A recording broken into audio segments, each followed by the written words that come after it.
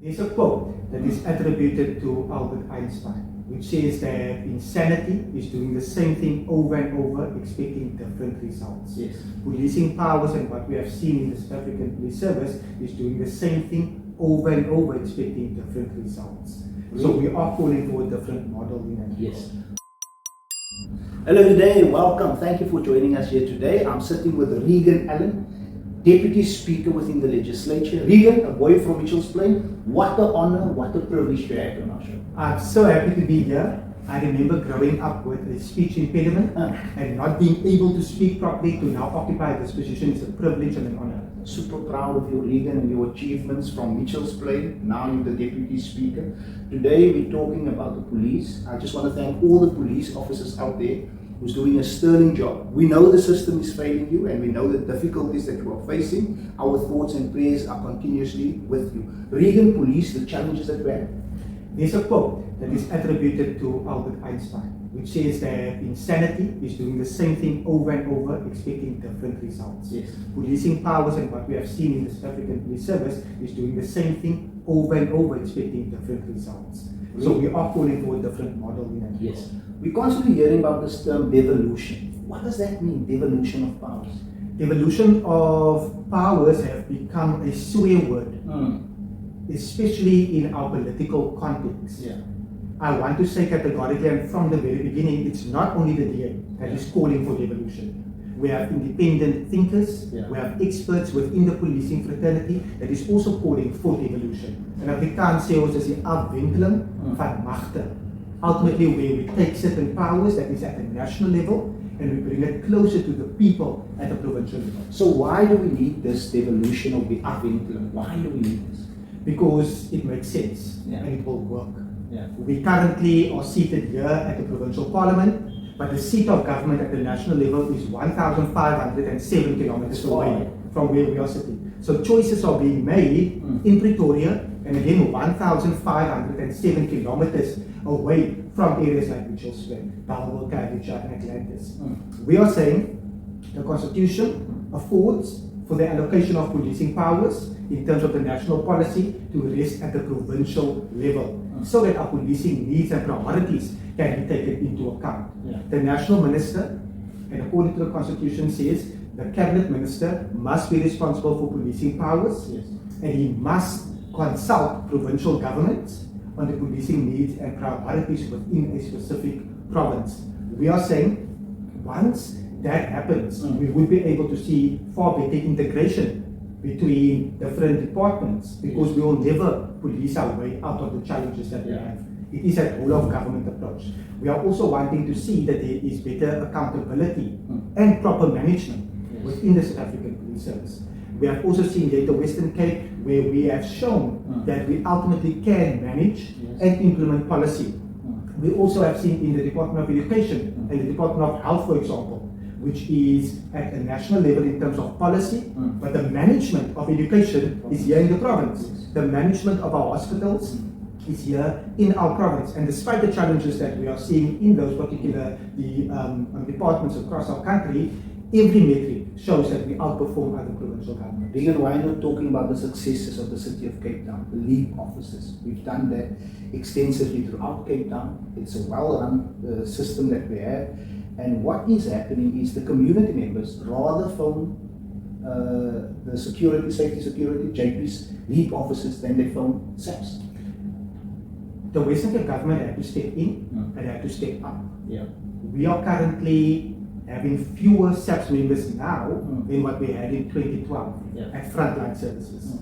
So there's fewer SAPS members now than what we had in 2012. The government had to step in, and a partnership between the Western Cape government and the city of Cape Town saw the formulation of lead officers, the Law Enforcement Advancement Program, where we can ultimately deploy lead officers to hotspot areas based on evidence and based on data. It's quite sad that in the year 2025, the South African Police Service still does not have a dispatch system. We have that particular technology within the city of Cape Town and within the Western Cape government, where we deploy the lead officers where the need is the greatest. We have seen that when lead officers are targeting a specific area, the intervention is greater. one of the biggest criticisms of us as the Democratic Alliance is that we are post-conventional thinkers. We look at policy, we look at the gaps, and we look at how we can implement this policy.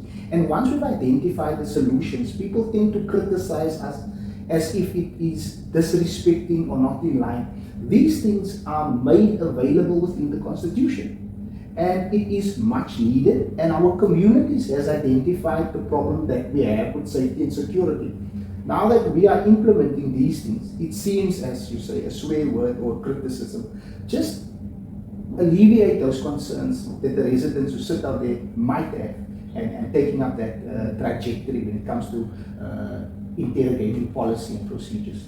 If I can just say firstly, if you read the Constitution and 206 of the Constitution, it makes specific reference that policing powers can be allocated to a provincial government. So what you're saying is the Constitution is already making provision for that. Yes. 206 4D. Yes. Ultimately says that policing powers can be allocated by the national minister to a provincial government. So I think in the spirit of the Constitution, it was always envisaged that policing powers must rest closer to the people, where the people live, so that the decisions that are made can impact those people and not 1,507 kilometers away from where we are sitting. Exactly. So the constitutional framework do exist. I also think, based on your comment, that we must understand that the opposition and other political parties, they have a job.